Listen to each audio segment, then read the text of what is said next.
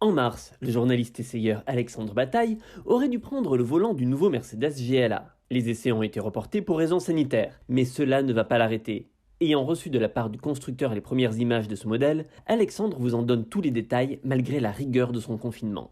Le monde de l'automobile n'a pas échappé à l'épidémie de coronavirus. Et pour faire face à cette crise sanitaire inédite, la mesure la plus efficace reste le confinement, avec ses avantages et ses inconvénients. Par exemple, cette semaine, nous aurions dû être en Espagne pour l'essai du nouveau Mercedes GLA.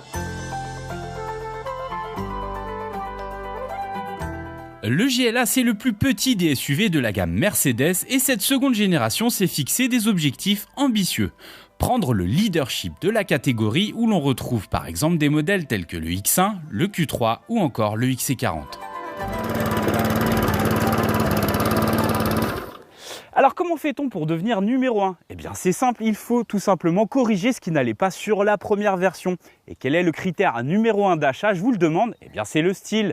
Alors c'est pas que le GLA première version était moche, mais il n'avait pas l'allure d'un SUV. Et aujourd'hui, quand on veut vendre une voiture, c'est la condition sine qua non. Mercedes n'est donc pas allé chercher bien loin son inspiration. Le nouveau GLA s'apparente clairement à un petit GLC.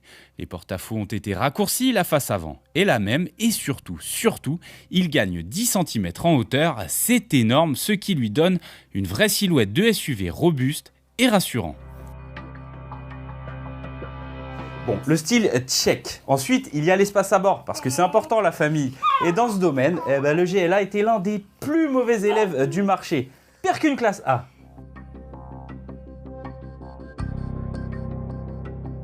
Le nouveau GLA fait grimper son empattement, autrement dit la distance qui sépare les roues avant des roues arrière, ce qui fait naturellement progresser l'espace aux jambes. Ici, de plus de 10 cm aux places arrière. Très fort. Et puis il y a aussi la position de conduite qui a été surélevée pour donner au conducteur l'impression d'être à bord d'un bon gros SUV. Pour le coffre en revanche, pas de miracle. Il cube 435 litres en configuration standard, ce qui n'est pas foufou pour la catégorie. Mais la banquette arrière est ici coulissante, les dossiers sont inclinables, fractionnables. En gros, c'est une modularité digne d'un monospace et ça, les familles vont apprécier. Le style c'est bon, la famille ok, mais pour se prétendre leader, il faut aussi être à jour technologiquement. Et ça, c'est très important.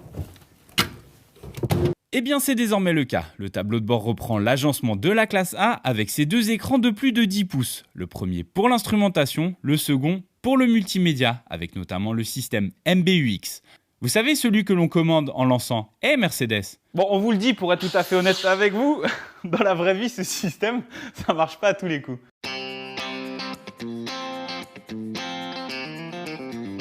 Mercedes a enfin mis le paquet sur les aides à la conduite. Système de freinage d'urgence autonome, actif jusqu'à 60 km/h, avertisseur de sortie signalant les cyclistes ou encore les véhicules à l'approche, signalement des piétons et un système de conduite autonome de niveau 2 qui gère le changement de fil. Et ça, dans la catégorie, c'est plutôt rare. Côté moteur, Mercedes a pioché dans son vaste catalogue. Il y a naturellement du diesel, de l'essence dite normale, avec notamment un moteur Renault et de l'essence sportif avec un 2 litres turbo de 306 chevaux concocté par AMG, mais il y aura aussi de l'essence propre avec une version hybride rechargeable et même un GLA 100% électrique prévu l'an prochain, le QA. Tous sont proposés en boîte automatique et peuvent bénéficier en option d'une transmission intégrale. Bon, normalement, c'est là que notre valeur ajoutée est mise à contribution. Normalement, on aurait dû vous dire si ce nouveau GLA est agile, rassurant et confortable à conduire. Mais en confinement, c'est vraiment pas évident. Sur la route, le nouveau GLA devrait se révéler plus agile que l'ancien puisqu'il adopte un nouvel essieu avant et son train arrière est dorénavant multibras. Puis pour rester scotché à la route, les voies ont été élargies et la transmission intégrale dispose même d'un différentiel arrière. Il est aussi possible, pour les foufous qui voudraient tenter le off-road avec cette voiture absolument pas conçue pour, de répartir le couple jusqu'à 50% entre chaque essieu et d'opter pour un pack spécial off-road avec aide à la descente et tout le tintouin.